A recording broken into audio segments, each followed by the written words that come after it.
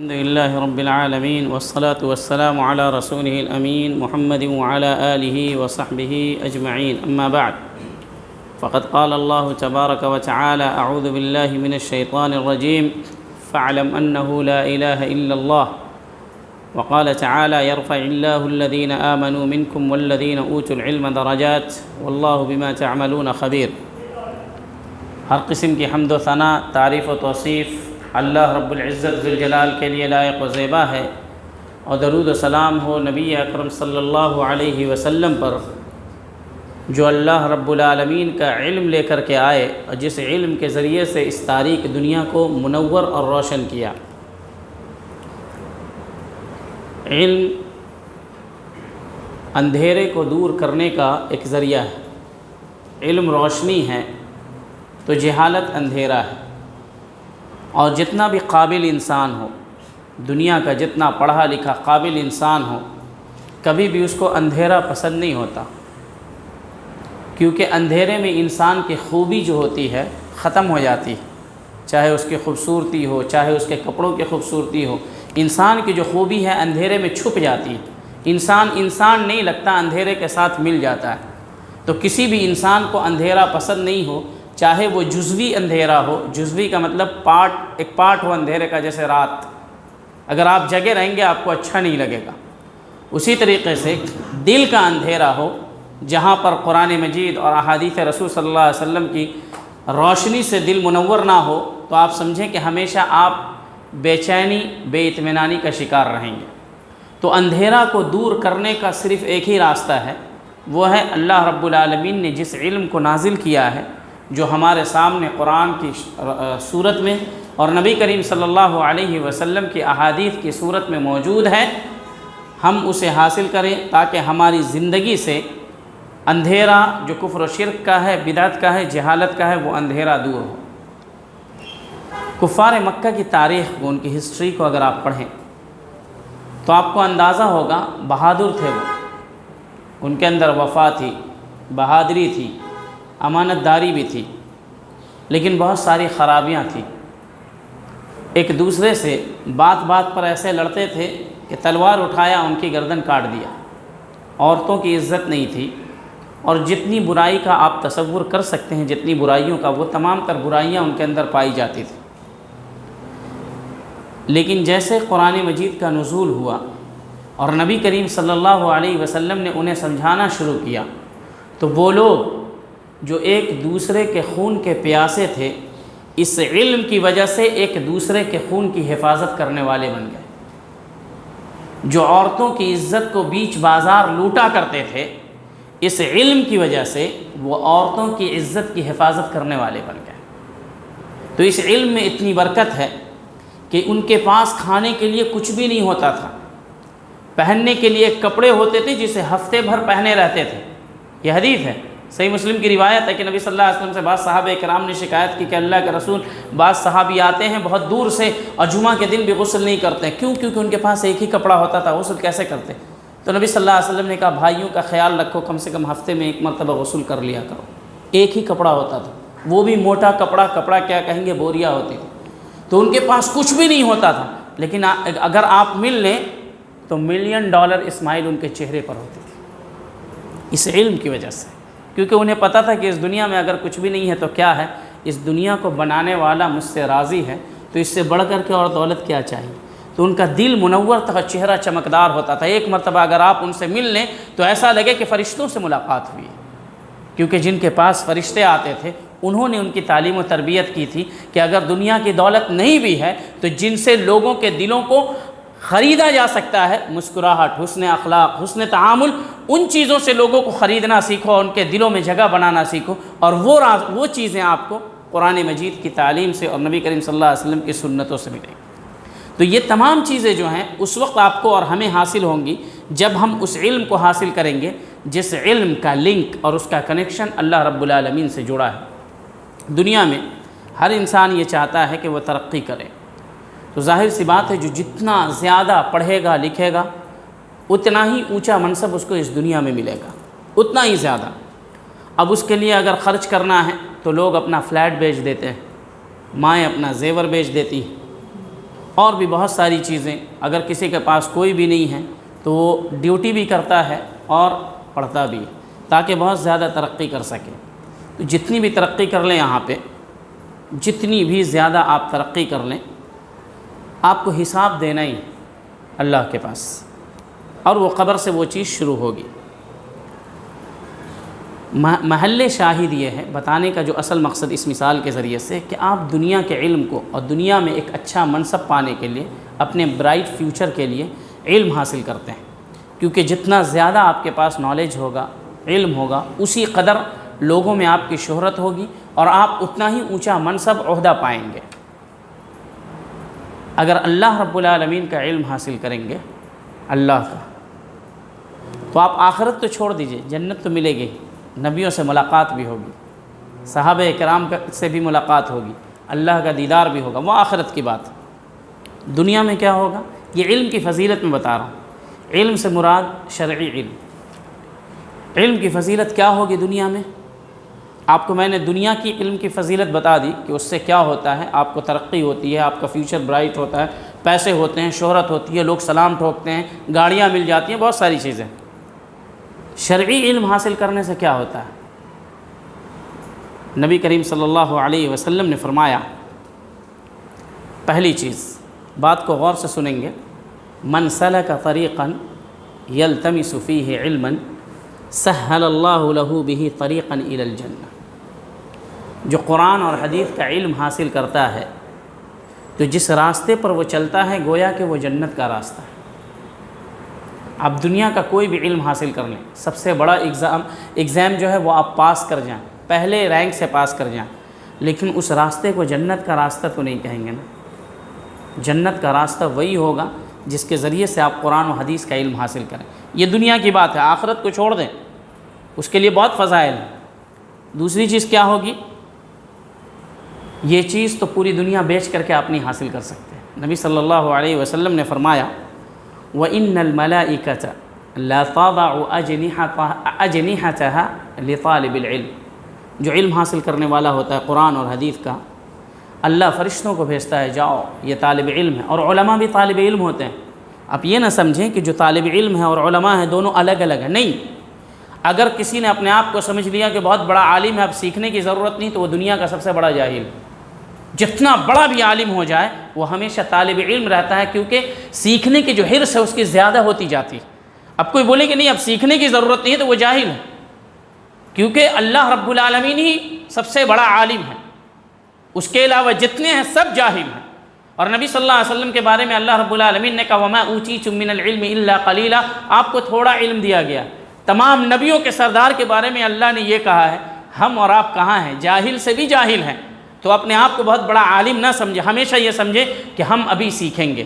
اور آپ اگر کسی فیکٹری میں یا کسی آفس میں یا کسی کمپنی میں کام کرتے ہیں، وہاں موٹیویشنل اسپیکر آتا ہے، وہ ہمیشہ آپ کو بولے گا کہ ہمیشہ سیکھنے کی چاہ رکھو. جب آپ کے اندر سیکھنے کی چاہ رہے گی، بہت ترقی کرو گے، جب آپ سمجھ جاؤ گے کہ اب سیکھنا نہیں ہے تو وہاں سے ڈاؤن فال ہونا شروع ہو جائے گا. تو آپ دیکھیں کہ جو دنیا میں علم حاصل کرتا ہے تو اللہ فرشتوں کو بھیجتا ہے کہ جاؤ یہ علم والا ہے، یہ علم حاصل کرتا ہے، جا کر کے صرف اس کے آگے پیچھے مت رہو، بلکہ اپنے پروں کو بچھا دو، اس کے اوپر یہ لوگ چلیں گے. ریڈ کارپیٹ جانتے ہیں؟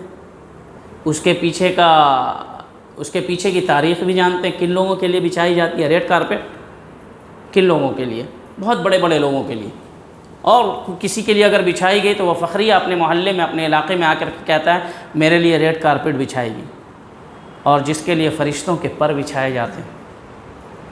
اتنا ہی نہیں، ایک حدیث میں نبی صلی اللہ علیہ وسلم نے فرمایا جبریل علیہ السلام کے بارے میں کہ میں نے جبریل کو دیکھا ہے. نبی صلی اللہ علیہ وسلم نے جبریل علیہ السلام کو ان کی اصلی شکل میں اپنی آنکھوں سے 2 مرتبہ دیکھا ہے. ایک مرتبہ مکے میں اجیاد میں، اور دوسری مرتبہ جب معراج میں گئے تھے نبی صلی اللہ علیہ وسلم کو، جب اسراء و معراج ہوئی تھی تب کی بات ہے. تو نبی صلی اللہ علیہ وسلم نے کہا میں نے جبریل کو دیکھا، اس کے 600 پر ہیں. پر جانتے ہیں؟ پر جس سے پرندے اڑتے ہیں تو فرشتوں کے پر ہوتے ہیں. اور اللہ نے قرآن مجید میں بھی ذکر کیا، بعض فرشتوں کے 2 پر ہیں، بعض کے 4 ہیں، بعض کے بہت زیادہ ہیں. تو جبریل علیہ السلام کے بارے میں نبی صلی اللہ علیہ وسلم نے فرمایا کہ میں نے جبریل کو دیکھا ہے، ان کے 600 پر ہیں، اور ایک پر اتنا بڑا ہے کہ آدھی دنیا کو گھیر رکھا ہے۔ ایک پر 600 میں سے ایک ایسا ہے، اور ہر ویسا ہی ہے، لیکن ایک کی بات نبی صلی اللہ علیہ وسلم کہہ رہے ہیں کہ پوری دنیا کو گھیر رکھا ہے، اور ہر پر سے موتی جواہرات اور قیمتی قیمتی چیزیں ٹپک کر کے نیچے گر رہی ہیں۔ وہ فرشتے جن کے بارے میں اللہ نے کہا وہ کبھی گناہ نہیں کرتے ہیں، اللہ جو حکم دیتا ہے وہ بجا لاتے ہیں۔ علم حاصل کرنے والوں کے لیے اللہ ان فرشتوں کو بھیجتا ہے کہ جاؤ، یہ میرا علم حاصل کر رہا ہے، یہ قرآن و حدیث کا علم حاصل کرنے کے لیے مسجد کو جا رہا ہے، مدرسے کو جا رہا ہے، یہ سکھانے کے غرض سے جا رہا ہے۔ معلم الخیر ہے، بھلائی کو سکھانے والا ہے۔ متعلم الخیر ہے، یہ بھلائی کو سیکھنے کے غرض سے آ رہا ہے۔ راستے میں ایسا نہ ہو کہ وہ بغیر تمہارے پر کے اوپر چلا جائے، پر کو بچھاؤ، اس کے اوپر سے یہ چل کر کے جائیں گے۔ لوگ اپنا کپڑا آپ کے لیے نہیں بچھائیں گے، رب العالمین کی مہربانی اور اس کا کرم اور انعام دیکھیں کہ وہ اپنے فرشتوں کے پروں کو بچھاتا ہے۔ آپ تصور نہیں کر سکتے کہ اللہ رب العالمین، یہ دنیا کا انعام ہے۔ اس کے بعد اللہ رب العالمین، نبی صلی اللہ علیہ وسلم نے فرمایا، یہ نبی صلی اللہ علیہ وسلم کی حدیث ہے، تیسرا انعام کیا ملتا ہے؟ پہلا کہ آپ جب راستے پر چلیں گے تو گویا وہ جنت کا راستہ ہے، آپ جنت کے راستے پہ جا رہے ہیں علم سیکھنے کے غرض سے۔ دوسرا، فرشتے آپ کا استقبال کریں گے، کیسے؟ جھک کر کے، اپنے پر کو بچھا کر کے آپ فرشتوں کے پر پر چل کر کے جا رہے ہیں۔ کتنا قیمتی پر، وہ میں نے آپ کو بتایا۔ تیسرا، زمین آسمان میں کتنی مخلوقات ہوں گی؟ کوئی اس کو گن سکتا ہے، کاؤنٹ کر سکتا ہے؟ نہیں۔ کتنی بڑی بڑی ہوگی اور کتنی چھوٹی چھوٹی ہوگی، کوئی تصور بھی نہیں کر سکتا ہے، جس کو آپ تصور سے باہر کی چیز کر سکتے ہیں، دنیا کا کوئی بھی انسان نہیں گن سکتا۔ یہ جتنے آسمان میں سیارے ہیں، پلانٹ ہیں، یہ سب اللہ کی مخلوقات ہیں۔ زمین میں پیڑ پودے، چھوٹے چھوٹے گھاس، چھوٹے چھوٹے کیڑے مکوڑے، اور سمندر کے اندر کتنے جانور ہوں گے، آپ تصور نہیں کر سکتے ہیں۔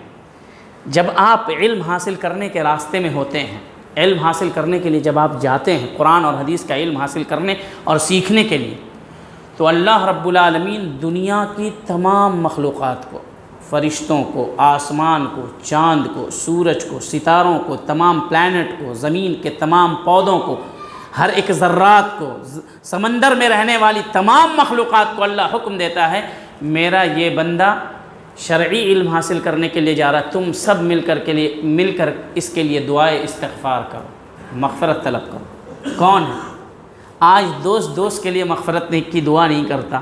آج دوست کے لیے نہیں کرتا، رشتہ دار کے لیے نہیں کرتے، ہاتھ نہیں اٹھتے ہیں۔ لیکن جب آپ علم حاصل کریں گے تو آپ بھول جائیں کہ آپ کون ہیں، بس آپ اللہ کے ہو گئے تو دنیا کی جتنی بھی مخلوقات ہیں سب کو اللہ رب العالمین آپ کے پیچھے لگا دے گا، آپ کی خدمت میں لگا دے گا۔ یہ بندہ علم حاصل کر رہا ہے، ممکن ہے اس سے کوئی غلطی ہو جائے، کوئی کمی ہو جائے، کوئی تقصیر ہو جائے، سب مل کر کے، پیڑ پودوں، تمہارے اندر احساس ہے کہ نہیں میں نہیں جانتا، اس سے تم اس کے لیے استغفار کرو۔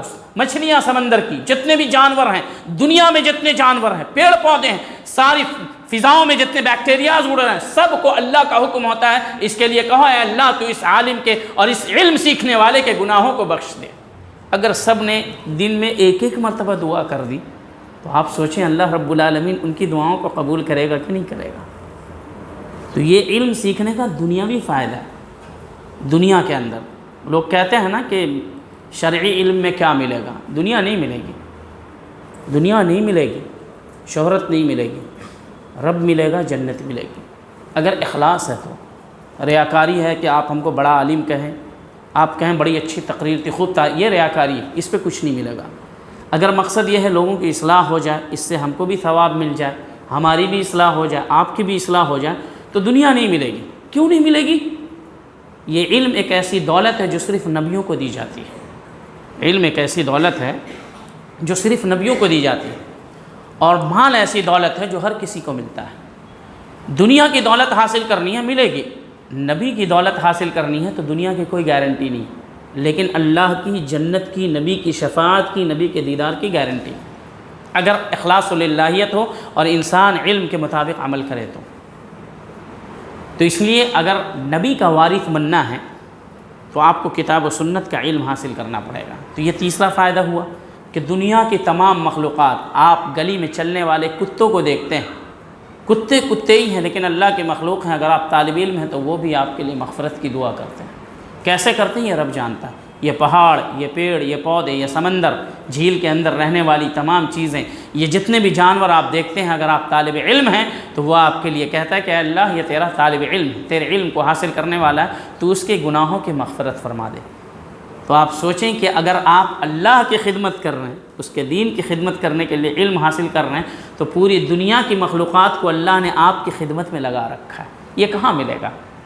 آپ پوری دنیا بیچ کر کے بھی چاہیں گے کہ 100 آدمی روزانہ آپ کے لیے استغفار کرے، کہیں گے بھائی میرے پاس فرصت نہیں. تو اس لیے میرے بھائیوں علم حاصل کرنے کی کوشش کریں. یہ تو ایک تیسری چیز ہوئی. فضیلت نبی صلی اللہ علیہ وسلم نے بتایا فضل العالم علی العابد کفضل القمر علی سائر الکواکب. ستارے جو ہیں کتنے ہوں گے؟ انگنت، کسی نے گنتی نہیں کیا. چاند ایک ہے، چاند میں زیادہ روشنی ہے، چمک ہے، خوبصورتی. ستاروں میں اتنی روشنی ہم کو یہاں سے دکھتی نہیں، یہاں پر سے ہم نہیں دیکھ پاتے. اس کے مقابلے میں ہمیں لگتا ہے ستاروں کی روشنی چاند کے مقابلے میں کم ہے. تو ہماری سمجھ سے نبی صلی اللہ علیہ وسلم نے مثال دی ہے کہ جیسے چاند کی خوبصورتی اور اس کی روشنی کو تمام ستاروں پر فضیلت ہے، ویسے ہی ایک عالم کو دنیا کے تمام انسانوں پر فضیلت حاصل ہے. یہ دنیا کی بات ہو رہی ہے. آخرت میں چھوڑ دیں، آخرت میں کیا کچھ انعام دے گا آپ تصور نہیں کر سکتے ہیں. اگر آپ کسی بہت بڑے مالدار کی جان بچا لیا آپ نے، یا اس کا کوئی کام کر دیا، سوچیں وہ آپ کو کتنا نوازے گا. پھر جو پوری دنیا کا مالک ہے، تمام دولتوں کا مالک ہے، رب الارباب ہے، مالک الملک ہے، جنت کا مالک ہے، جنتوں کا مالک ہے، وہ آپ کو کتنا نوازے گا آپ تصور نہیں کر سکتے. تو یہ آخرت کی بات آپ یہ صرف دنیا کی بات ہو رہی ہے کہ شرعی علم حاصل کرنے والوں کے لیے کیا کچھ اللہ نے تیار کر رکھا ہے. شرعی علم کا مطلب قرآن اور حدیث کا ہے. اس کے بعد نبی کریم صلی اللہ علیہ وسلم نے فرمایا ان العلماء ورثۃ الانبیاء. علماء انبیاء کرام کے وارث ہوتے ہیں. وارث کا مطلب کیا ہے؟ ہم ہیں، آپ ہیں، ہمارے بچے ہیں، تو ہمارا جو مال ہے اس کے وارث کون ہوں گے؟ ہمارے بچے ہوں گے. اگر کولکاتہ شہر میں کوئی بہت بڑا مالدار آدمی، اس کا بیٹا ہے بہت بڑا، یعنی آپ ریچسٹ پرسن کی بات کریں تو لوگ اس کے بیٹے کو دیکھتے ہیں اور کہتے ہیں یہ فلاں کا بیٹا ہے. اب وہ بھی تھوڑا فخریہ انداز میں کہتا ہے میرے ابا فلاں. تو آپ سوچیں کسی مالدار شخص کا، بہت مالدار شخص کے بیٹے کو دیکھتے ہیں تو آپ کو رشک آتا ہے، کتنا مالدار شخص کا بیٹا ہے، اس کی کیا زندگی ہوگی، بالکل لیوش لائف ہوگی. اگر آپ نبی کے وارث بنا دیے جائیں، نبی کے، اگر کوئی مالدار شخص کا وارث ہے تو کتنا فخریہ انداز میں گھومتا ہے، لیکن اگر آپ کو نبی کا وارث بنا دیا جائے تو پھر جن کے پیچھے تمام انبیاء کرام نے نماز پڑھی، جو تمام نبیوں کے سردار، جن کے پیشانی پر بل پڑتے تھے تو جبریل زمین پر اتر آتے تھے، اگر آپ ان کے وارث بن جائیں تو زمین پر آپ گھومیں گے اور فرشتے فخر کریں گے دیکھو یہ نبی کا وارث ہے.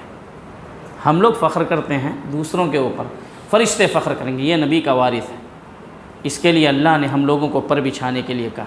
یہی وہ شخص ہے جس کے لیے اللہ نے دنیا کی تمام مخلوقات کو مغفرت طلب کرنے کے لیے کہا ہے اور کسی کے لیے نہیں. اس کے بعد نبی کریم صلی اللہ علیہ وسلم نے فرمایا کہ علماء کی میراث کا مطلب پیسہ نہیں ہے. نبی صلی اللہ علیہ وسلم نے خود فرمایا ان العلماء لم يورثوا دینارا ولا درہما او لم یورثوا دینارا ولا درہما. نبی صلی اللہ علیہ وسلم یا انبیاء کرام اپنی وراثت میں دینار، درہم، پیسے اور قیمتی چیزیں چھوڑ کر کے نہیں جاتے. انما ورثوا العلم، انہوں نے اپنے پیچھے علم کو چھوڑا ہے. فمن اخذ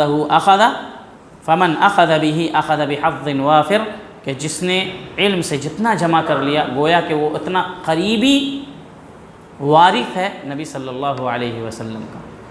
یہ ایک حدیث ہے اور اس قسم کی آیات اور احادیث سے پورا قرآن مجید اور نبی صلی اللہ علیہ وسلم کی احادیث بھری پڑی ہے.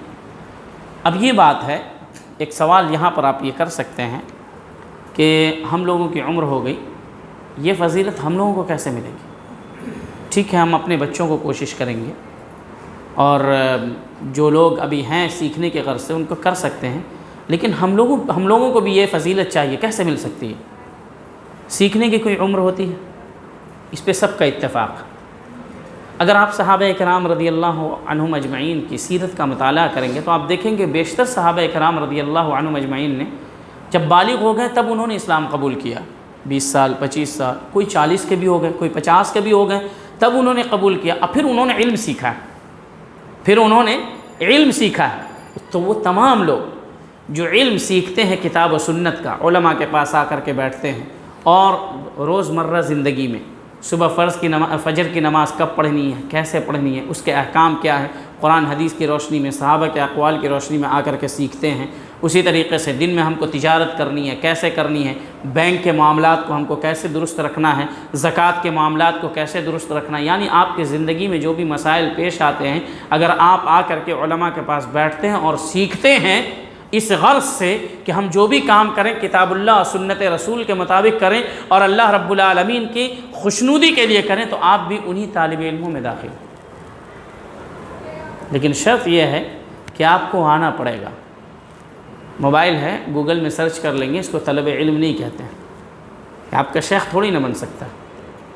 صحابہ کرام کے شیخ نبی صلی اللہ علیہ وسلم تھے، صحابہ کرام کے بعد آنے والوں تابعین اور تبع تابعین کے جو شیخ تھے وہ صحابہ کرام اور تابعین تھے۔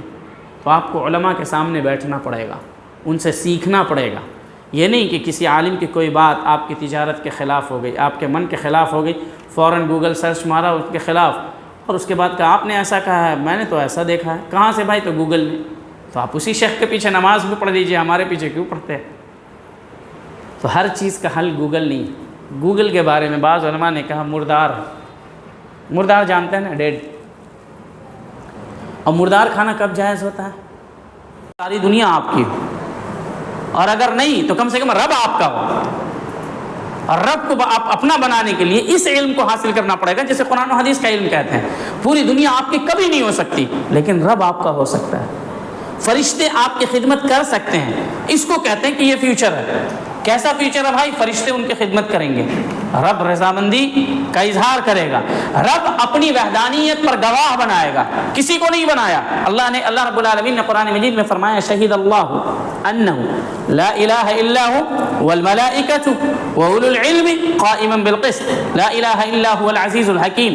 اللہ رب العالمین نے اپنی وحدانیت پر کہ اللہ اکیلا ہے، اس کا کوئی شریک نہیں ہے، اس بات پر اللہ نے خود کو گواہ بنایا، پھر فرشتوں کو گواہ بنایا، پھر اہل علم کو بنایا۔ تو اس سے بہترین کوئی فیوچر ہو سکتا ہے؟ ایسے فیوچر کی کیا ضرورت ہے جس میں بڑھاپا بھی ہو اور موت بھی ہو، پریشانیاں ہوں، ذلت و رسوائی بھی ہو، کبھی عزت بھی ہو، لڑائی جھگڑا بھی ہو، دل کی تنگی بھی ہو، سر کا درد بھی ہو، جسم کا زخم بھی ہو، دل کا زخم بھی ہو۔ ایسے فیوچر سے کیا فائدہ؟ اس فیوچر کو تلاشیں جس فیوچر میں رب کا دیدار ہو، نبی صلی اللہ علیہ وسلم سے ملاقات ہو۔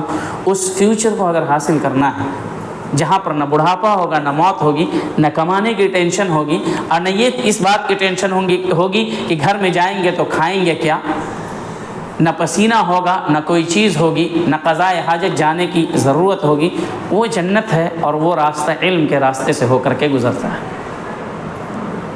تو اس علم کو جتنا، اس کے لیے آپ کو وقت نکالنا ہے۔ صحابہ کرام علم سیکھنے کے لیے وقت نکالا کرتے تھے۔ صحیح بخاری کی روایت ہے، حضرت عمر رضی اللہ عنہ فرماتے ہیں کہ ہم لوگ جو مہاجر تھے، یعنی مکے سے جو تشریف لائے تھے، جو لوگ اپنے گھر بار کو چھوڑ کر کے صرف دین کی خاطر آئے تھے، دین پر عمل کرنے کے لیے اور دین کو سیکھنے کے لیے، وہ دنیا حاصل کرنے کے غرض سے نہیں آئے تھے، اور اسی میں وہ تجارت بھی کرتے تھے۔ یہ شکوہ نہیں کرتے تھے کہ یہ کیسا دین ہے جو ہمیں روزیاں نہیں دیتا، شکوہ نہیں کرتے تھے، 4 دن بھوکے رہتے تھے، پھر بھی چہروں پر مسکراہٹ ہوتی تھی، پیٹ میں کچھ نہیں ہے لیکن دل میں رب کی محبت تو ہے۔ پیٹ میں کچھ نہیں ہے لیکن پھر بھی پیشانی رب کے سامنے تو جھک رہی ہے، کم سے کم رب اتنا تو خوش ہے کہ عبادت کرنے کی توفیق دے رہا ہے۔ یہ اصل ایمان ہوتا تھا۔ اور آج کل ہر چیز کو مادہ پرستی سے جوڑتے ہیں۔ درس ہے، کھانے کا انتظام ہے، درس ہے، کتنا پیسہ دیں گے آپ ہم کو؟ ہم 1 درس دیں گے۔ آپ نے 2 درس کے لیے بلایا ہے بھائی، آپ نے 2 درس کا 20,000 روپیہ دیا، میں تیسرا درس کیسے دوں گا؟ ہر چیز دونوں طرف سے، عوام کی بھی طرف سے، علماء کی بھی طرف سے، ہر چیز کو پیسے سے تولا جاتا ہے۔ رب کی رضا کب حاصل کریں گے آپ؟ کیا آپ جنتی ہو چکے ہیں؟ کبھی رب کو خوش کرنے والا بھی کام کیجیے۔ تو اصل چیز یہی ہے۔ تو حضرت عمر رضی اللہ عنہ کہتے ہیں کہ جب ہم مدینہ آئے تو مدینے میں کھانے پینے کے لیے کچھ بھی نہیں تھا، اور مسئلہ یہ تھا کہ نبی کی مجلس میں بھی شریک ہونا تھا۔ نہیں شریک ہونے سے علم جاتا رہتا، سیکھتے نہیں، اپنا گھر بار اس لیے چھوڑا تھا، کریں تو کیا کریں؟ تو انہوں نے کہا، میرے ایک پڑوسی تھے، اس صحابی کا نام تھا عتبان ابن مالک رضی اللہ عنہ، وہ دونوں آنکھوں سے محروم تھے، دونوں آنکھوں کی روشنی سے محروم تھے، لیکن جنتی تھے۔ ضروری نہیں ہے کہ آپ کو دکھنے والی آنکھ ہو، ضروری یہ ہے کہ دل میں بصارت ہو جس کے ذریعے سے آپ رب کی محبت کو اور اس کی جنت کی خوشبو کا احساس کر سکیں۔ تو آنکھیں نہیں ہیں تو کیا ہوا؟ رب تو آپ کو دیکھ رہا ہے نا، آپ دیکھیں کہ نہیں دیکھے، اور کل قیامت کے دن رب آپ کو آنکھیں دے گا جس سے آپ رب کا دیدار کریں گے۔ اور نبی صلی اللہ علیہ وسلم نے فرمایا کہ اللہ رب العالمین جس کی دونوں آنکھوں کو لے لیتا ہے اس کے بدلے جنت کو واجب کر دیتا ہے، شرط یہ ہے کہ موحد ہو۔ تو اس بات پر آپ فکر نہ کریں کہ میرا ایک پارٹس کام نہیں کر رہا ہے، میرا یہ کام نہیں کر رہا، میں یہ بیمار ہوں۔ آپ سے بھی بیمار گزرے ہیں۔ صحابہ کرام کو اگر آپ دیکھ لیتے تو کسی کا ہاتھ نہیں تھا، ہاتھ تھا تو جنگ میں تیر لگنے کی وجہ سے وہ کام نہیں کرتا تھا، جسم اٹھا کر کے دیکھتے تو سینکڑوں تیر و تلوار کے زخم تھے، پھر بھی وہ نبی صلی اللہ علیہ وسلم کی حفاظت میں رہتے تھے، اللہ کی عبادت میں رہتے تھے، کبھی شکوہ نہیں کرتے کہ اللہ کے رسول زخم لگ گیا، کیونکہ وہ جانتے تھے یہی زخم تو جنت دلانے والے ہیں، اس سے نکلنے والا خون تو مشک کی خوشبو دینے والا ہے۔ تو بہرحال حضرت عمر رضی اللہ عنہ کہتے ہیں کہ میں نے اس پڑوسی سے کہا کہ میرے دوست، میں تجارت بھی کرتا ہوں کیونکہ گھر بار بھی چلانا ہے، تو ایک کام کرتے ہیں، ہم دونوں میں سے ہر آدمی، یعنی دو آدمی تھے، عثمان رضی اللہ عنہ اور عمر رضی اللہ عنہ، انہوں نے کہا عمر رضی اللہ عنہ کہ ایک کام کرو کہ ایک دن آپ نبی صلی اللہ علیہ وسلم کی مجلس میں جائیں اور جو بھی نبی صلی اللہ علیہ وسلم تعلیم دیں آپ اس کو سیکھ لیں، اور میں جب تجارت سے آؤں، تجارت سے لوٹ کر کے، مارکیٹ سے لوٹ کر کے آؤں تو آپ مجھے وہ علم سکھا دیں۔ دوسرے دن آپ مت جائیں، میں جاؤں گا، میں سیکھ لوں گا، آ کر کے آپ کو سکھا دوں گا۔ عمر ہیں جن کے ڈر سے شیطان راستہ چھوڑ دیتا ہے، جن کے بہت بڑے عالم ہونے کی گواہی خود نبی صلی اللہ علیہ وسلم نے دی ہے، صحیح بخاری اور صحیح مسلم کی روایت ہے۔ جب ان کا انتقال ہوا تو ابراہیم النخعی رحمہ اللہ کہتے ہیں ذهب 9 اعشار العلم، کہ اس امت کا تقریباً 90% علم اٹھ گیا، اتنے بڑے عالم تھے، اور ان کو دنیا میں جنت مل چکی تھی، اللہ راضی، نبی راضی، تمام مسلمان ان سے راضی۔ ان کی یہ حالت ہے، ایک دن تجارت کروں گا اور ایک دن نبی کی مجلس میں شریک ہو کر کے علم حاصل کروں گا۔ آپ روز تجارت کریں، ہفتے میں، روزانہ نہیں، تو ہفتے میں تو کچھ ایسا دن ہوتا ہوگا، ایک دن 2 دن چھٹی، ان 2 دنوں کے اندر 1-2 گھنٹہ تو ایسا ہوگا نا جس میں آپ علماء کے پاس اپنا وقت بتا سکیں، اپنی جو مشکلات ہیں اس کو لکھ کر کے اس کا حل کر سکیں، اس کا حل تلاش سکیں، اور ان سے ان مشاکل کے یا ان جو تردد ہوتا ہے، پریشانیاں ہوتی ہیں جو آپ کے سامنے رکاوٹ ہے، اس کا حل ان علماء سے پوچھ سکیں، یقیناً ہوتا ہوگا۔ تو یہ شوق کی بات ہوتی ہے، جب آپ کے سامنے آپ کے رب کی خوشی ہوگی کہ رب کس چیز سے خوش ہوتا ہے تو ساری دنیا آپ کے پیچھے ہوگی، اور جب آپ کے سامنے یہ ہوگی کہ میرا دوست اگر میں نہیں جاؤں گا تو بولے گا ارے کیا ہو، کل ہو کر کے وہ ساتھ چھوڑ دے گا، اور کل ہو کر کے اگر میں اس ہفتہ اپنی اہلیہ کو گھمانے کے لیے نہیں لے گیا تو وہ مجھ سے ناخوش ہو جائے گی، اگر فلاں ہوٹل میں ہم نے کھانا نہیں کھایا تو ناخوش ہو جائے گی۔ تو ساری لوگوں کی جس کو خوشی درکار ہوتی ہے نا، وہ رب کو خوش نہیں کر پاتا، لیکن جسے رب کی خوشی درکار ہوتی ہے وہ ہر کسی کو خوش کر لیتا ہے۔ کیوں؟ نبی صلی اللہ علیہ وسلم نے فرمایا، عائشہ رضی اللہ عنہ فرماتی ہیں، من التمس رضا اللہ بسخط الناس رضی اللہ عنہ وارضى الناس عنہ، کہ جو اللہ کو راضی کرتا ہے لوگوں کو ناراض کر کے تو اللہ رب العالمین خود بھی راضی ہوتا ہے، لوگوں کے دلوں میں بھی اس کی رضامندی کو ڈال دیتا ہے۔ لیکن من اسخط اللہ، جو اللہ کو ناراض کرتا ہے لوگوں کو راضی کرنے کی غرض سے، تو اللہ بھی ناراض ہوتا ہے اور اس کی نفرت لوگوں کے دلوں میں بھی ڈال دیتا ہے۔ تو رب کی رضا کو اگر آپ تلاشیں گے تو وہ علم کے ذریعے سے تلاش سکتے ہیں، اس کے علاوہ اور کوئی بھی راہ آپ کے پاس نہیں ہے جس کے ذریعے سے آپ علم یعنی اللہ رب العالمین کی رضا کو یا نبی صلی اللہ علیہ وسلم کی شفاعت کو تلاش سکتے ہیں۔ دنیا میں بھی یہی معاملہ ہے، کوئی بھی کام آپ کریں، آپ تجارت میں قدم رکھیں، تجارت کے لیے تو سب آپ کو یہ مشورہ دیں گے پہلے نالج حاصل کر لو تجارت کے بارے میں، اسی کو علم کہتے ہیں۔ اگر آپ کپڑے کی تجارت کرنا ہے تو آپ ڈائریکٹ میدان میں نہیں آئیں، سب یہی بولیں گے ورنہ آپ کا پیسہ ڈوب جائے گا، پہلے اس کا علم حاصل کر لیں، کیسے بیچتے ہیں، کون سا کپڑا کیسے بیچتے ہیں، گراہک سے کیسے بات کرتے ہیں، کس طریقے سے ان کو ڈیل کرتے ہیں، ان تمام چیزوں کو علم کہتے ہیں۔ تو کسی بھی کام کو کرنے سے پہلے، تجارت ہو، دنیا کا کوئی بھی معاملہ ہو، کوئی بھی آپ کو کہے گا پہلے اس کے بارے میں نالج حاصل کر لیں، تو نماز پڑھنے سے پہلے اس کا علم ہونا چاہیے نا، رب کو خوش کرنے سے پہلے خوش کرنے والے راستے کون سے، اس کا علم ہونا چاہیے نا۔ وہ علم گوگل پہ نہیں ملتا ہے، قرآن و حدیث میں موجود ہے، آپ آئیں علماء کے پاس، وہ آپ کو سکھائیں گے کہ آپ رب کو راضی کیسے کر سکتے ہیں۔ تو کسی بھی چیز کو، دنیا کا کوئی بھی معاملہ، آپ موبائل نیا نیا خریدیں، اس کو چلانے کے لیے علم ہونا چاہیے، تو جب تک محنت نہیں کریں گے وہ چلے گا نہیں آپ سے۔ کوئی بھی چیز آپ لے لیں، کوئی بھی چیز، گاڑی آپ نے خریدی، اس کو چلانے کے لیے علم ہونا چاہیے، چلانے کا علم۔ دنیا کی تمام چیزیں کرنے سے قبل اس کا علم ہونا چاہیے۔ تو پھر دین کے جو اعمال ہیں جو اللہ نے ہم پر اور آپ کے اوپر فرض کیے ہیں، اس کو بھی کرنے سے پہلے اس کا علم ہونا چاہیے۔ اس لیے اللہ رب العالمین نے قرآن مجید میں فرمایا فَاعْلَمْ أَنَّهُ لَا إِلَهَ إِلَّا هُوَ، کہ سب سے پہلے اس بات کا علم حاصل کرو کہ اللہ کے علاوہ کوئی بھی معبود برحق نہیں، سب باطل۔ تو اس کا علم قرآن و سنت میں ملتا ہے، اور علماء کے پاس جب آپ بیٹھیں گے تو ملے گا۔ تو میرے بھائیوں، جیسا کہ میں نے کہا، صحابہ اکرام کی بات بیان کی کہ کس طریقے سے وہ علم حاصل کرنے کے لیے کوشش کرتے تھے، حریص تھے علم حاصل کرنے کے، وہ روزانہ آتے تھے۔ حضرت ابو ہریرہ رضی اللہ عنہ کے بارے میں آپ پڑھیں گے، انہوں نے یمن کو چھوڑ دیا تھا، والدین کو چھوڑ دیا تھا، مدینہ آ گئے تھے، وہ مارکیٹ نہیں جاتے تھے، نبی صلی اللہ علیہ وسلم کے ساتھ رہتے تھے، بلکہ چمٹے ہوئے رہتے تھے۔ خود ابو ہریرہ رضی اللہ عنہ کہتے ہیں کنت الزم رسول اللہ صلی اللہ علیہ وسلم، میں نبی صلی اللہ علیہ وسلم سے چمٹا ہوا رہتا تھا، نبی صلی اللہ علیہ وسلم کی جوتیاں اپنے بغل میں اٹھائے ہوئے کہیں جاتے تھے، دبا کر کے لے آتا تھا۔ کھاتے کیا تھے؟ خود ابو ہریرہ رضی اللہ عنہ کہتے ہیں کچھ مل جاتا تو کھا لیتا تھا، نہیں ملتا تو بسا اوقات 3 دن تک بھوکا رہتا، اور بھوک کی وجہ سے کبھی کبھی بے ہوشی آ جاتی۔ تو لوگ یہ سمجھتے تھے، غیرت تھی، عزت نفس تھی، ہماری طریقے سے نہیں کہ پیسہ ہے پھر بھی کہہ رہے ہیں کچھ دے دیجئے، کچھ جیب بھر دیجئے، نہیں دیجئے گا تو نہیں آئیں گے، نہیں، علم سیکھنے کے لیے رہتے تھے۔ اور کہتے تھے کبھی کبھی بھوک بہت شدت کی لگتی تھی، بے ہوش ہو کر کے گر جاتا تھا، لوگ سمجھتے تھے اس کو مرگی کا دورہ پڑ گیا یا جنات سوار ہو گیا۔ میرے اوپر جنات نہیں ہوتا تھا، یہ ابو ہریرہ رضی اللہ عنہ کے الفاظ ہیں، نہ ہی میرے اوپر مرغی کا دورہ ہوتا تھا، وہ بھوک ہوتی تھی کہ پیٹ نہیں بھرا ہوتا تھا، جس کی وجہ سے، بھوک کی شدت کی وجہ سے میں گر جاتا تھا۔ ایک دن بھوک کی شدت میں بہت اضافہ ہوا، میں نکلا راستے سے، تو ابو بکر رضی اللہ عنہ سے ملاقات ہوئی، تو میں نے ایک آیت پڑھ کر کے ان کو سنائی، مانگا نہیں، ہماری طریقے سے مانگنے نہیں چلے گا، ہاتھ پھیلانے کے لیے مانگا نہیں، اشارہ کیا، والذین یؤثرون علی انفسہم ولو کان بہم خصاصہ۔ اس کی تفسیر کیا ہے ابو بکر رضی اللہ عنہ یا ابو ہریرہ رضی اللہ عنہ پوچھ رہے ہیں، تو ابو بکر رضی اللہ عنہ تفسیر بتا دیا اور چلے گئے۔ آیت کا مطلب یہ ہے کہ والذین یؤثرون علی انفسہم ولو کان بہم خصاصہ، کہ بعض صحابہ ایسے ہیں جو اپنے اوپر دوسروں کو ترجیح دیتے ہیں، اپنی بھوک کے اوپر، اپنی تمام چیزوں کے اوپر۔ اس کا ایک پس منظر تھا، بیک گراؤنڈ ہے اس کا، اس آیت کے نازل ہونے کا، سب کو معلوم تھا۔ حضرت ابوبکر رضی اللہ عنہ نے سوچا یہ تفسیر پوچھ رہے ہیں، بتایا، چلے گئے۔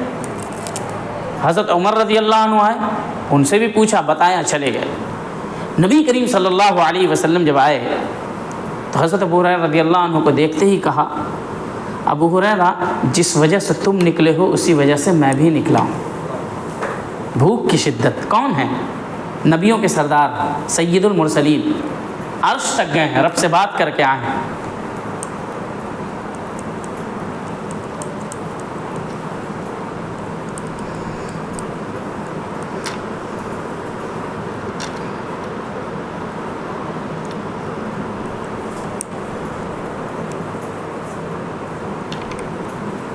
ان کے صحابہ کے پاس اتنی دولت تھی، 100 اونٹ دے دیا کرتے تھے، لیکن نبی نے کسی صحابی سے یہ نہیں کہا کہ میرے گھر میں کھانا نہیں ہے پہنچا دو۔ ہم لوگوں کی یہ عادت ہے کہ اگر آپ نے وعدہ کیا ہے کہ آپ آئیں، آپ کے کھانے کا انتظام کریں گے، تو اگر اس انتظام میں لیٹ ہو جاتا ہے تو ہم اسٹیج چھوڑ کر کے چلے جاتے ہیں۔ نبی ہیں، تمام نبیوں کے سردار ہیں، اللہ کے سب سے قریبی ہیں، تمام فرشتے اللہ کے حکم پر تیار ہیں کہ نبی کی مدد کے لیے آرڈر ہو نیچے اتریں۔ تمام انبیاء کرام نبی کی قربت کو ترستے ہیں۔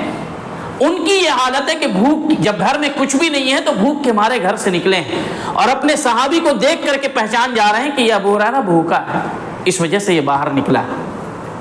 تو ابو ہریرہ رضی اللہ عنہ کو نبی صلی اللہ علیہ وسلم نے کہا مجھے پتہ ہے تمہیں کس چیز نے نکالا، جس وجہ سے تم نکلے ہو اسی وجہ سے میں بھی آیا ہوں، چلو آؤ بیٹھتے ہیں۔ ابو بکر عمر نبی صلی اللہ علیہ وسلم ابو ہریرہ رضی اللہ عنہ بیٹھ گئے۔ اچانک دودھ کا پیالہ کسی کوئی لے کر کے آیا کہ اللہ کے رسول یہ دودھ کا پیالہ ہے۔ تو ابو ہریرہ رضی اللہ عنہ نے کہا کہ میرا دل چاہا کہ میں پورا بیٹھ کر کے پی جاؤں، لیکن نبی صلی اللہ علیہ وسلم تھے، آرڈر دیا کہ جتنے لوگ بیٹھے ہیں، کافی لوگ تھے، نبی صلی اللہ علیہ وسلم آتے تھے آ جاتے تھے، تو کہا دائیں سے سب کو پلاتے جاؤ۔ کہا میں پلاتا گیا اور دل میں یہ ہوتا گیا کہ میں پی پاؤں گا کہ نہیں۔ ظاہر سی بات ہے انسان تھے، اب بھوک کی شدت ہو، سامنے بھوکا ہو اور اس کو کہا جائے نہیں پہلے تم دوسروں کو کھانا کھلاؤ۔ سوچیں نبی کا آرڈر ہے، انہوں نے یہ نہیں کہا اللہ کے رسول پہلے میں پی لوں میں بہت بھوکا ہوں، آپ نے تو کہا ہے میں بھوکا ہوں، نہیں، نبی کا آرڈر ہے۔ سب کو پلا لیا، پلاتے گئے، اس کے بعد کہا کہ اللہ کے رسول آپ پیجیے، کہا نہیں پہلے تم پیو۔ سب کو پلاتے گئے اور اتنا کا اتنا ہی رہا۔ معجزہ نبی صلی اللہ علیہ وسلم کا، جس کو میریکل کہتے ہیں۔ تو اس کے بعد ابو ہریرہ رضی اللہ عنہ کہتے ہیں کہ میں پیا، اس کے بعد کہا اللہ کے رسول ہو گیا، کہا اور پیو، کہا میں پھر پیا، کہا اور پیو، کہا میں پھر پیا، اور اس کے بعد کہا یا اے اللہ کے رسول لا اجد له مساغا، اب جگہ باقی نہیں ہے، میری انگلیاں تر ہو گئی۔ سید المرسلین کہتے ہیں کہ اب لاؤ، اور ابو ہریرہ رضی اللہ عنہ کا جھوٹا پیتے ہیں اور کوئی عار اور شرم محسوس نہیں کرتے۔ یہ تمام چیزیں صرف علم سیکھنے کے غرض سے تھی کہ آپ دیکھیں کہ علم سیکھنے کے لیے وہ نبی کے ساتھ رہتے تھے۔ آج ہم کسی بڑے آدمی کے ساتھ رہیں گے اور ناشتہ نہیں کھلائے تو کہیں گے دیکھو کتنا بخیل ہے، لیکن وہ نبی کے ساتھ رہتے تھے، دھیان کھانے پہ نہیں ہوتا تھا، دھیان علم کے سیکھنے پہ ہوتا تھا، اس لیے انہیں محدث الاسلام کہتے ہیں، اسلام میں سب سے زیادہ احادیثوں کو یاد کرنے والے۔ پڑھیں صحابہ اکرام کی سیرت کو، ان سے محبت کریں گے تو رب آپ سے محبت کرے گا، تو ان کی سیرت کو نہیں پڑھیں گے تو محبت کیسے کریں گے؟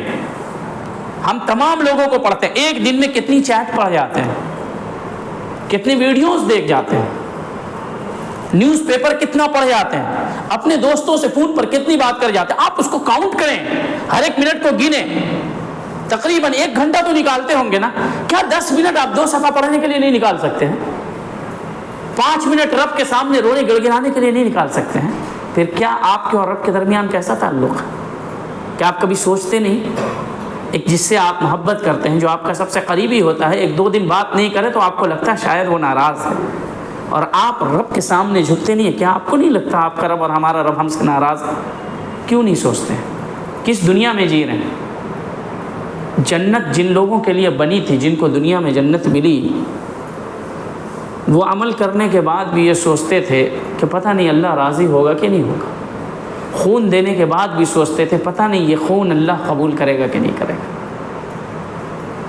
رات میں روتے تھے اور دن میں ایک پاؤں پر کھڑے ہوتے تھے کہ اللہ کے لیے سر کٹانے کی نوبت آئے، سر کیا پوری فیملی کو کٹا دوں گا، اور ان لوگوں نے کیا ہے ایسا۔ تو میرے بھائیوں، اسلام ایک ایسی چیز ہے جس کے اندر سب سے پہلے آپ کو اپنے رب کو خوش کرنا ہوتا ہے، اور رب کو انہی طریقوں سے خوش کیا جا سکتا ہے جو طریقہ رب نے قرآن میں اور نبی کریم صلی اللہ علیہ وسلم نے حدیث میں بتایا ہے، اور جس طریقے پر چل کر کے صحابہ اکرام نے رب کی رضا کو حاصل کیا۔ اس لیے اللہ نے دنیا میں ان سے کہا رضی اللہ عنہم ورضوا عنہ، ان تمام صحابہ سے اللہ راضی، اور اللہ کی جو رضا اور خوشی ہے نا، یہ جنت سے بڑی نعمت ہے، جنت نعمت ہے، اس سے بڑی نعمت ہے کہ اللہ آپ سے خوش ہو جائے، اور اس سے بڑی نعمت یہ ہے کہ آپ کو رب کا دیدار ہو جائے۔ تو رب کے دیدار کے لیے قرآن مجید جو اللہ کا کلام ہے اس کو سیکھنا اور اس کے مطابق عمل کرنا ہوگا۔ چند اور باتیں ہیں، تقریباً 35 سے 40 منٹ کی گفتگو ہو چکی ہے، 10 سے 15 منٹ کی گفتگو اور ہوگی، کیونکہ بہت زیادہ باتیں کرنے سے باتیں نکل جاتی ہیں، چند باتیں بھی رہ جائیں اور ہم دونوں مل کر کے اس پر عمل کر لیں اور اپنی کمیوں کو دور کر لیں تو ہماری اس مجلس کی کامیابی ہوگی۔ بس اللہ سے توفیق مانگے کہ اللہ اس پر عمل کرنے کی توفیق دے۔ ہم بولتے بھی بہت زیادہ ہیں، سنتے بھی بہت زیادہ ہیں، لیکن عمل نہیں کرتے، کیوں؟ کیونکہ اللہ ہم سے اور آپ سے خوش نہیں، اس لیے عمل کرنے کی توفیق نہیں دیتا۔ عمل کرنے کی توفیق کیوں نہیں ملتی؟ کیونکہ اللہ آپ سے ہم سے خوش نہیں۔ اللہ جس سے خوش ہوتا ہے اس کو نیکی کرنے کی توفیق دیتا ہے۔ اگر آپ کو نیکی کرنے کی توفیق آپ کو ہم کو نہیں مل رہی ہے تو آپ سمجھ لیں کہ کہیں نہ کہیں ہماری زندگی میں رب سے کنیکشن میں اور تعلقات میں کمی ہے۔ اگر کمی نہیں ہوتی تو آپ کو نیکیاں کرنے کی توفیق ملتی۔ ابن القیم رحمہ اللہ فرماتے ہیں علم اور مال کے بارے میں کہ علم کی حفاظت، علم آپ کی حفاظت کرتا ہے نا؟ جتنا علم حاصل کریں گے وہ آپ کی حفاظت جہنم سے کرے گا، شیطان سے کرے گا۔ لیکن مال جتنا ہوگا اس کی حفاظت آپ کو کرنی ہوگی۔ لاکر میں رکھیں گے، چھپا کر کے رکھیں گے، چور آ جائے گا، ڈاکو آ جائے گا۔ علم آپ کی حفاظت کرے گا، مال کی حفاظت آپ کو کرنی۔ فرق دیکھیں، علم انبیاء کرام کی میراث ہے اور مال بادشاہوں کی اور مالداروں کی میراث۔ آپ کو کس کی میراث چاہیے یہ آپ کو فیصلہ کرنا ہے۔ مال خرچ کرنے سے ختم ہوتا ہے، علم خرچ کرنے سے بڑھتا ہے، بڑھتا جاتا ہے۔ موت کے وقت مال آپ کا ساتھ چھوڑ دے گا اور موت کے وقت سے لے کر کے آخرت تک علم آپ کے ساتھ ساتھ رہے گا اور آپ کو جنت میں لے جا کر کے ساتھ نہیں چھوڑے گا بلکہ درجات کو بلند کروائے گا۔ یہ فرق ہے علم اور مال کے اندر۔ مال مومن، کافر، فاجر، فاسق ہر کسی کو حاصل ہوتا ہے، علم اسی کو ملتا ہے جو رب کے لیے مخلص ہوتا ہے اور رب العالمین جسے توفیق دیتا ہے۔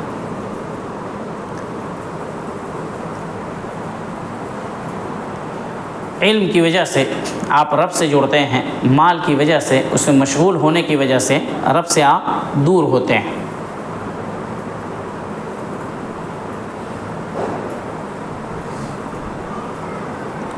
اس کے علاوہ بھی بہت ساری فضیلتیں ہیں۔ ابن القیم رحمہ اللہ نے تقریباً 25 فضیلت ذکر کی ہے علم اور مال کے درمیان۔ اور دنیا ہی میں دیکھ لیں، جب آپ پیدا ہوئے تھے تو آپ کے پاس کوئی چیز تھی؟ کوئی چیز نہیں تھی۔ آپ جب بڑے ہوئے تو آپ کے پاس چیزیں آنا شروع ہو گئیں، ٹھیک ہے؟ جب مریں گے تو وہ تمام چیزیں آپ کا ساتھ چھوڑ دیں گے اور جب قبر میں جائیں گے تو ان تمام چیزوں پر آپ کا حساب ہوگا۔ آپ تصور کریں، جتنا مال آپ نے کمایا ہے، مان لیجیے آپ محنت کر کر کے آپ نے کروڑ روپے کمایا لیکن اس کو اپنی جان پہ خرچ نہیں کیا، آپ کے وارثین اس کو خرچ کریں گے، حساب لیکن آپ کو دینا ہے۔ وہ کہاں خرچ کرے گا اس کا حساب تو اللہ الگ سے لے گا۔ آپ نے کہاں سے کمایا، کیسے کمایا، کس طرح سے کمایا، کہاں خرچ کیا، اس کا حساب آپ کو دینا ہے۔ لیکن علم جہاں جہاں حساب ہوگا آ کے کھڑا ہو جائے گا، رب تیرا بندہ ہے، رب تیری راہ میں اس نے اپنی عمر خرچ کر دی، رب تیرے دین کو سیکھنے اور سکھانے کے غرض سے اس نے اپنا وقت لگایا۔ رب رب رب علم اللہ کی صفت ہے، عالم اللہ کی صفت ہے، اللہ علم والا عالم ہے، علام الغیوب ہے۔ اللہ رب العالمین علم کی بات نہیں مانے گا تو کس کی بات مانے گا؟ مال تو ایسے ہی پیچھے رہے گا کیونکہ مال میل سے آتا ہے، جس کا مطلب ہوتا ہے مائل ہونا۔ وہ مال کسی کو بھی جیسا کہ میں نے کہا مل سکتا ہے، اس کی کوئی فضیلت اللہ کے نزدیک نہیں ہے۔ اگر مال کی ذرہ برابر بھی فضیلت ہوتی تو دنیا کا تمام مال نبی صلی اللہ علیہ وسلم کے قدموں میں ہوتا۔ تو اس لیے میرے بھائیوں، علم ایک ایسی چیز، اور میں نے بتایا کہ ضروری نہیں ہے کہ آپ مدرسے میں جا کر کے 8-10 سال بیٹھ کر کے علم حاصل کریں، پورا قرآن یاد کریں تبھی آپ علم سیکھنے والے کہلائیں گے، نہیں۔ اور اس کی مثالیں بھی میں نے دی کہ علم سیکھنے کی کوئی عمر نہیں ہوتی ہے اور ہر کوئی اس فضیلت میں داخل ہو سکتا ہے، اور فضیلت حاصل کرنا ہے تو آ کر کے علماء سے علم حاصل کریں۔ اور ذمہ داروں کی بھی ذمہ داری بنتی ہے کہ جو بڑے لوگ ہیں، بڑی عمر کے لوگ ہیں، ان کے لیے الگ شفٹ بنائیں کہ اس میں آ کر کے یہ لوگ علم حاصل کریں گے۔ سب سے پہلے قرآن اور عقیدے کو درست کریں، قرآن پڑھنے کو اور عقیدے کو اور قرآن کو یاد کرنا، یہ 3 اہم چیز ہے۔ اور اس کے بعد دیگر علوم حاصل کریں جو مسئلہ مسائل ہیں، دھیرے دھیرے کر کے، ایک ہی دن میں سارا علم نہیں ملتا۔ اسی طریقے سے نوجوانوں کی ایک شفٹ بنائیں، ایک حلقہ بنائیں جو آ کر کے علم حاصل کریں۔ اسی طریقے سے بچوں کا ایک حلقہ بنائیں، خواتین کا حلقہ بنائیں جن میں خواتین سکھائیں۔ تو اس طریقے سے یا علماء سکھائیں لیکن خواتین کا بالکل سپریٹ انتظام ہو جس سے مردوں سے کوئی تعلق نہ ہو۔ تو اس طریقے سے ذمہ داروں کی بھی ذمہ داری بنتی ہے کہ علم کی نشر و اشاعت ایسے کریں۔ یہ دنیا اس وقت تک باقی رہے گی جب تک یہاں پر اللہ کا نام لینے والا ہے۔ ہم اور آپ مر بھی گئے تو اللہ کو کوئی فکر پرواہ نہیں ہے، اللہ کو ہماری کوئی اہمیت نہیں ہے اللہ کے نزدیک۔ اہمیت بنانی ہے تو علم حاصل کریں تو اللہ کے نزدیک اہمیت ہوگی اور رب اپنے فرشتوں کے درمیان اس کا تذکرہ کرے گا۔ تو یہ چند باتیں ہیں جو علم کی فضیلت اور اس سے حاصل ہونے والے فوائد، نتائج، ثمرات اور پھل کے اوپر محیط تھی، مشتمل تھی یہ گفتگو۔ دنیا بہت ہی چھوٹی ہے، گھوم کر کے انسان اپنی اسی حالت میں پہنچ جاتا ہے جیسا کہ بچپن میں تھا۔ بچپن میں کچھ نہیں کر سکتا تھا، وہ ہر کسی کا محتاج تھا، بڑھاپے میں بھی وہی ہو جاتا ہے۔ تو جوانی میں ایسا کام کریں کہ بڑھاپے میں ان چیزوں کا محتاج نہیں ہونا پڑے، تو آپ نیکیوں کی عادت بنی رہے گی شروع سے، تو بڑھاپے میں بھی اللہ رب العالمین نیکیاں کرنے کی توفیق دے گا۔ یہ نہ سمجھیں کہ آپ بوڑھے نہیں ہوں گے، جنت میں بوڑھے نہیں ہوں گے، دنیا میں ہونا ہے۔ اور یہ بھی نہیں سمجھیں کہ آپ بوڑھے ہوں گے، کس نے کہا ہم اور آپ بوڑھے ہوں گے؟ کیا پتہ 1-2 مہینے میں ہماری آپ کی موت لکھی ہو، کوئی لکھوا کر کے تو ہم نے لایا نہیں کہ نہیں ہم کو بھی بوڑھا ہونا ہے، کس نے سوچا؟ اگر آپ سوچتے ہیں کہ آپ کو بوڑھا ہونا ہے تو غلط سوچتے ہیں۔ یہ سوچئے کہ ایک دن مرنا ہے، اب وہ موت ابھی آئے یا بوڑھے ہو کر کے آئے گی، تو آپ کبھی بھی یہ نہ سوچیں کہ آپ بوڑھے ہو جائیں گے، آپ فلاں کام کر لیں گے، نہیں سوچیں۔ آپ ہمیشہ یہ سوچیں کہ رب کو کیسے خوش کریں گے۔ آپ رب کو خوش کریں نا، اللہ آپ کو خوش کرے گا، دنیا اور آخرت کی تمام تر سعادتوں سے نوازے گا۔ اور سعادت، خوشی، کامیابی اور کامرانی کا پہلا زینہ علم ہے، یعنی کتاب و سنت کا علم۔ جب آپ کے دل میں خوشی نہیں ہو، بہت سارے لوگوں کے پاس مال ہے، مال خوش نہیں کرتا، لوگ خوشیاں مال سے خریدتے ہیں، ایسی جگہوں پر جاتے ہیں جہاں سکون سے چند دن گزار سکیں، پھر بھی پیسوں سے خوشیاں نہیں خرید پاتے ہیں۔ خوشی تو وہ ہوتی ہے جو رب دل میں ڈالتا ہے، سکون، اطمینان دل میں ڈالتا ہے۔ جیسا کہ میں نے صحابہ اکرام کے بارے میں کہا شروع میں کہ ان کے پاس کچھ بھی نہیں تھا، پھر بھی چہرے پر مسکراہٹ تھی، خوشی تھی اور خوش رہتے تھے۔ تو یہ خوشیاں جو ہیں اللہ کی نعمت ہے، وہ اللہ اپنے بندوں کے دلوں میں ڈالتا ہے۔ کروڑوں روپے کما لے پھر بھی دل خوش نہیں ہو سکتا۔ خوش جب رب ہوگا تو آپ بھی ہوں گے، آپ کے دل کو اطمینان بھی ہوگا، آپ کے ارد گرد بھی لوگ خوش ہوں گے۔ اللہ رب العالمین سے دعا ہے کہ اللہ رب العالمین ہمیں علم شرعی حاصل کرنے کی توفیق عطا فرمائے، ہمیں برائیوں سے دور رکھے، ہمیں توبہ، خالص توبہ، توبۃ النصوح کرنے کی توفیق عطا فرمائے۔ ہماری جو لغزشیں ہیں، جو خطائیں ہیں، اللہ رب العالمین اسے درگزر کرے۔ ہمیں اس بات کی توفیق دے کہ ہم اپنے علماء سے جڑے رہیں اور ان سے علم حاصل کرتے رہیں۔ دنیا میں جب تک زندہ رکھے اللہ رب العالمین اپنے دین پر قائم و دائم بنا کر کے زندہ رکھے، اور ہمارے دلوں کے اندر اللہ اپنے کتاب کی، اپنے نبی کی سنت کی، اپنے نبی کی، صحابہ کرام کی، علماء کرام کی محبت کو ڈال دے، اور دنیا میں جب تک رکھے اللہ رب العالمین علم سے محبت کرنے والا اور علم کی نشر و اشاعت کرنے والا بنا کر کے زندہ رکھے، اور جب ہمیں موت دے تو دین و ایمان کے اوپر موت دے۔ آمین۔ اقول قولی ھذا استغفر اللہ لی ولکم ولسائر المسلمین انہ تعالی جواد کریم ملک بر رؤوف الرحیم۔ السلام علیکم ورحمۃ اللہ وبرکاتہ۔ سبحانک اللہم بحمدک اشہد ان لا الہ الا انت واستغفرک واتوب الیک۔ السلام علیکم ورحمۃ اللہ وبرکاتہ۔